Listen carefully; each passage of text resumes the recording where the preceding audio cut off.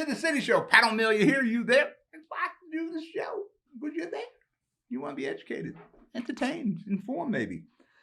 New Jersey Transit. Know that before.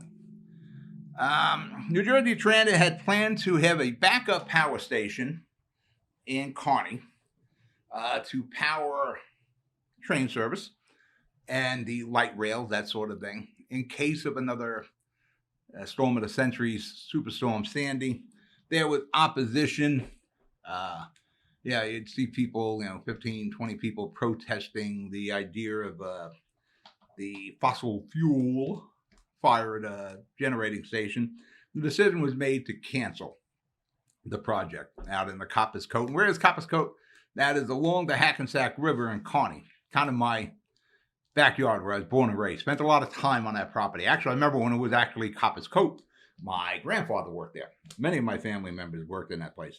It's been terminated, and hopefully the county got their check for that, because this would be the gotta be the third, at least the second time. I think this is the third time the county went to sell that property. I know one was the Ark Tunnel, that Christie killed the Ark Tunnel.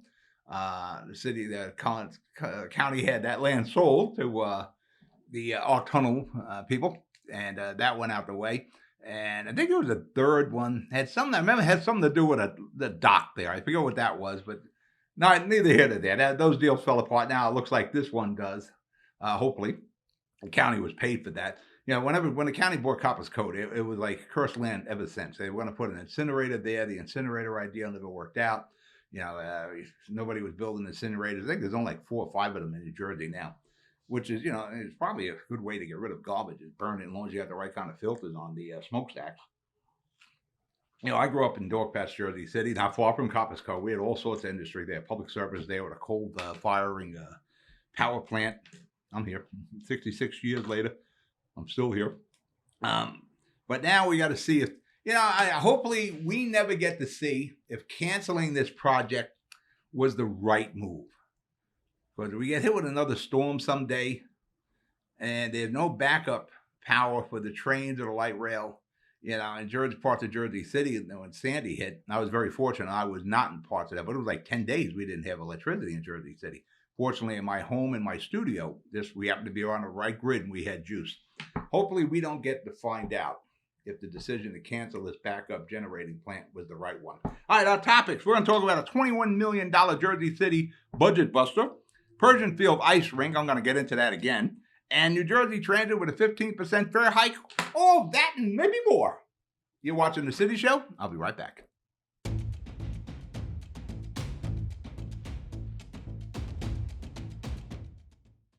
Jersey City Medical Center is healing, enhancing, and investing in Hudson County because your heart doesn't beat just for you. So get it checked. When your bones are healthy, it lifts us all.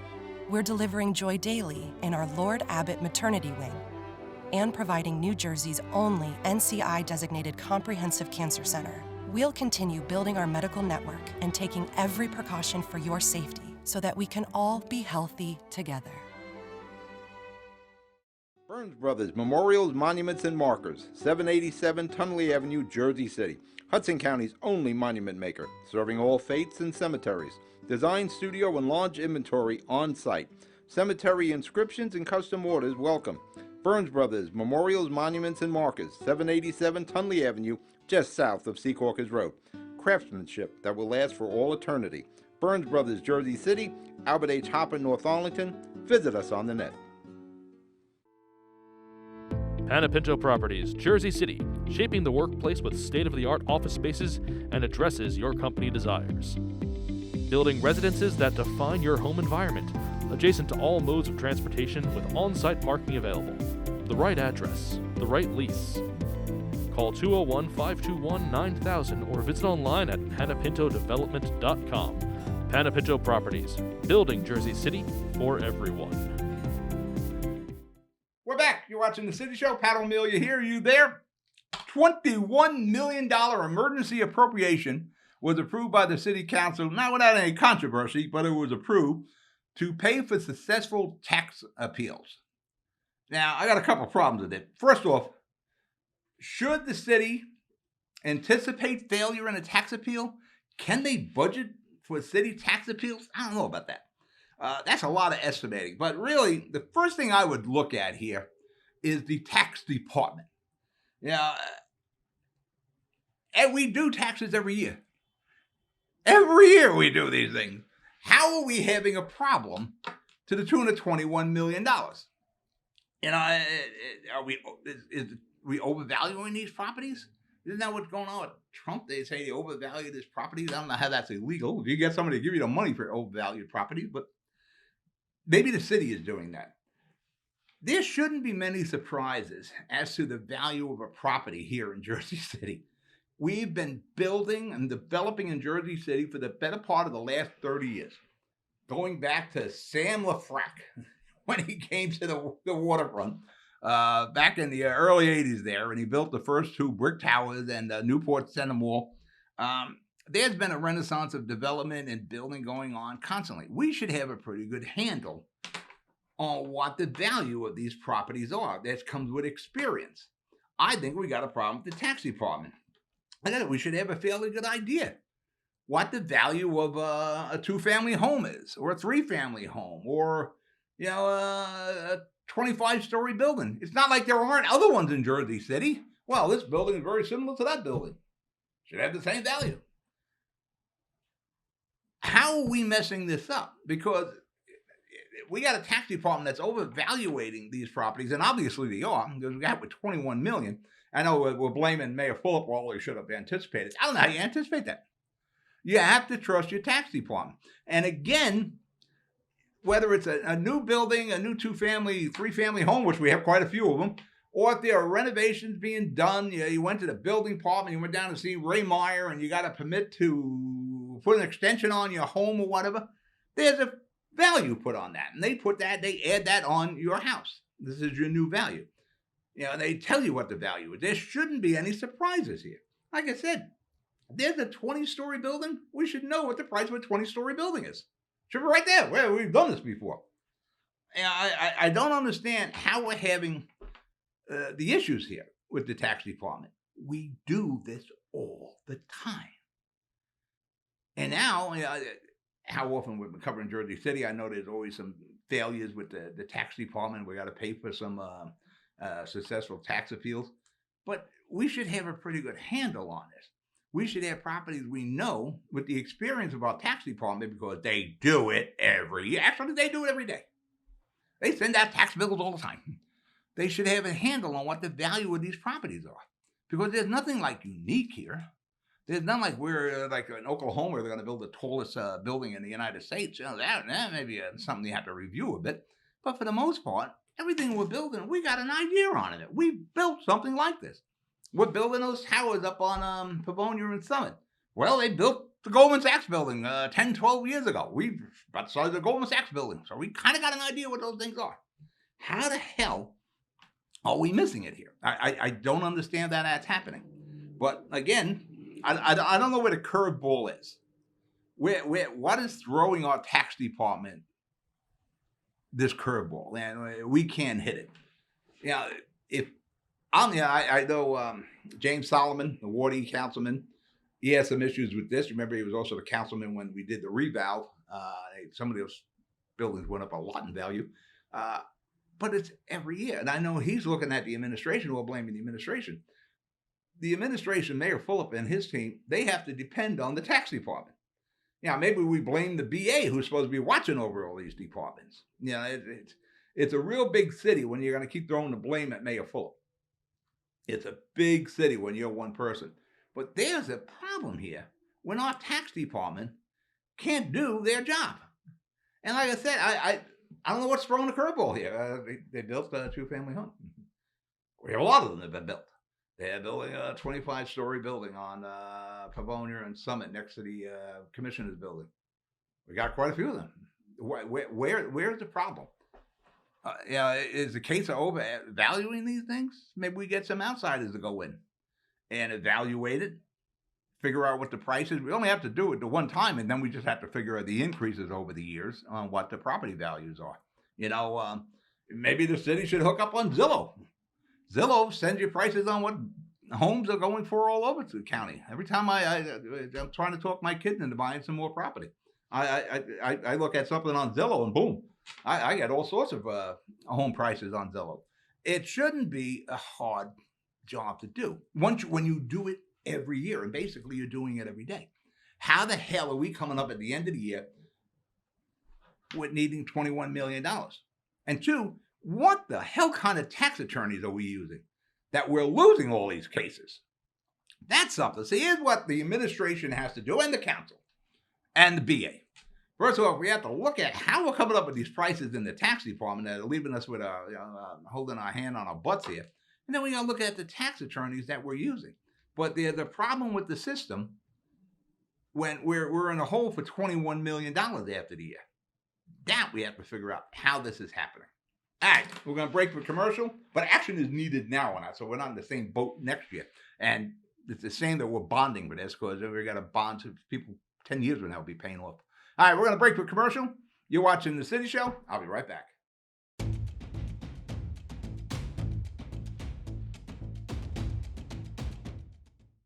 I've got cancer. We've got the highest level of cancer care, the latest clinical trials, researchers working to find a cure, and nurse navigators to guide you every step of the way. At New Jersey's only NCI-designated Comprehensive Cancer Center, your safety has always been our top priority. I've got cancer, but I also have peace of mind. Jersey City Medical Center and Rutgers Cancer Institute of New Jersey. Let's beat cancer together. Consumer Carpets, 3408 Kennedy Boulevard in the Jersey City Heights, your one-stop store for residential and commercial floor treatments, carpeting, linoleum, tiles, laminates, hardwood floors, area rugs, remnants, all major brands, all in stock. Free estimates, same-day installation. Consumer Carpets, it's savings, selection, installation. Credit cards and debit cards accepted. Financing available. Consumer Carpets, price to fit your budget, installation to fit your schedule. On the net at consumercarpets.com. Consumer Carpets, Jersey City, 201-792-2712. We're back. Pat Amelia here. City Show, you there? Ice rink meltdown. Ice melts if it freezes, and that's the problem we have in Jersey City with the Pershing Field ice rink. It ain't freezing. And the reason for that is because it's broken. I think there were like 6 compressors and only 2 were working, and finally the 2 died. And now the ice rink's been closed for about a year. There was just a bunch of people down at City Hall complaining about the problem, why the ice rink isn't working. The leagues can't play, kids can't skate, residents can't skate. They're saying the building needs to be demolished. There's all sorts of stories here. Yeah, I just spoke about $21 million in bonding we're doing to pay for tax appeals. We come up with this $21 million. We can't come up with money to fix an ice rink. We always manage to deal with whatever the fiscal problem is here in Jersey City when we're up against the wall. Why can't we be proactive here? Yeah, we just bonded for $21 million. Couldn't we bond for the money to fix the friggin' ice rink? The city's can't figure out how to get the money for the ice rink. You know, it's going on for almost a year, and there's no clear-cut direction yet. And that's sad. The rink just didn't fall apart this year. This has been going on for a lot of years. This thing fell into a state of disrepair a long time ago, and we heard the complaints. We had a problem with the pools, and the roof was leaking, and all these problems. Problem is we keep kicking that can down the road. Well, that dented freaking can is at the feet of our seated council and mayor right now. And the present council and mayor have been there for the most case 10 years plus. You know, I think Denise Ridley's been there about 6. Mira's been there maybe 6 years now. Solomon, I guess 6. Gilmore's new. He's got 2 years in there. But for the most part, Dan Rivera, Richie Borgiano, Ward C, that's where Pershing Field is. Joyce Waterman, they've been there 10 years. Mayor Fuller's been there 10 years. Danny Rivera. And they've heard these complaints, and nothing was done. Let's put some friggin' Band-Aids on this and hope we can wait it out. Well, guess what? Can't wait it out. But we didn't address the problem there. And when you look at other cities, I think the 3 best mayors in Hudson County is Sacco, Stack, and Fuller. Now, you can go 1A, 1B, 1C. You can move them any way they want. But when it comes to the recreation Stack and Sackle were far ahead of Jersey City. Now, maybe it's a cooperation with the council, maybe it's department heads, whatever the case. Actually, in North Bergen and Union City, they keep the same department heads forever. That might be part of the issue there. Your constant personnel is the same. There's continuity there. We have to figure out how to get this done. Like I said, most of these people have been for 10 years. And the recreation department has made these complaints and they fell on deaf ears. I'd like to talk to all the recreation people over the last 10 years concerning Persian Field. We had the problem with the pool, we had the problem with leaks, now we got maybe we should look at the pool while we're at it again. And we keep applying these Band-Aids. Like I said, for numerous years, we have managed to overcome all these fiscal issues. Somehow we find the money to do it. Now, the worst thing we could do is bond, because that's just putting it on your credit card. And then, you got to pay it, and chances are we're going to have people, 15 years from now paying for these repairs. That's not the way to do it. The ice rinks failure is truly the failure of our administration and those council members. I'll give Gilmore, Gilmore's new, but the other ones are there have 6 years. So they've heard all these complaints. They've heard the problems. This is at the feet of all these council people and the mayor. They've been there 6 to 10 years. We shouldn't be in this position. Richie Borgiano, who fights about everything, this is one of the issues Richie should have made the hill to die on, saying we've got to fix this now before it completely fails. We've been told time and time again, there's a problem with the compressors. There's a problem with the building. There's a problem with the roof. There's a problem with the pool. There's a problem. Instead of kicking this dented can down the road. Well, a dented can is at the feet of this council and this mayor. Now, what we have coming, we got $30 million coming from a land sale on Monmouth Street. Now, Richie Borgiano should be at City Hall fist fighting with Mayor Fulop if necessary to get the friggin' money to fix the thing right. Get out of Jersey City's wreck, and experts we got, I don't know who's making these determinations on how to repair the building and the pool. Newport, they have an ice rink. It works every year, and it's outdoors. Works every year. They're skating around down there. I would bring those guys in and take a look at this. I would get real experts in here to figure out how the heck can we fix this thing, and can we fix it now? What do we have to do? We got $30 million coming. Let's use that $30 million. Let's get the ice rink repaired. All right, we're going to break for commercial. You're watching The City Show. I'll be right back.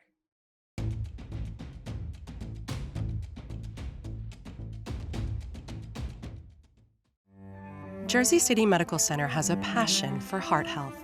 We're Hudson County's only full-service heart hospital, with innovative technologies and premier cardiovascular physicians, a partnership with Rutgers Health, the latest technology and medical advancements, and nationally renowned care for every heart in every community.